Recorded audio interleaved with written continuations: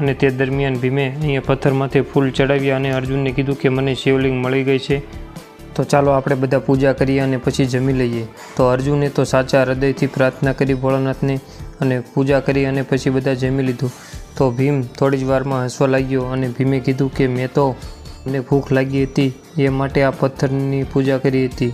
તો અર્જુને કહ્યું કે મને વિશ્વાસ છે કે મેં મહાદેવની પૂજા કરી છે. તો ભીમે કીધું હું આ પથ્થર ઊંચો કરીને બતાવું. તો પથ્થર ઊંચો ન થયો અને ભીમ પથ્થર ઉપર પ્રહાર કર્યો તો આ પથ્થરમાંથી દૂધનો ફુવારો થયો અને ભોળાનાથ પ્રસન્ન થયા અને પાંડવોને આશીર્વાદ આપ્યા અને કહ્યું કે હવે તમારા રાજપાટને બધું તમને પાછું મળશે, તમારા દુઃખના દિવસો હવે પૂરા થયા. તો દોસ્તો આ છે પાંડવો સાથે જોડાયેલો ભીમનાથ મહાદેવનો ઇતિહાસ. તો દોસ્તો તે પછી ઘણા બધા વર્ષો પછી મહંતજીના વડવાઓ રાજસ્થાનથી જૂનાગઢ યાત્રા કરવા જતા અને પહેલાંના લોકો સાધુ સંતો ચાલી જતા અને સાથે ગાયો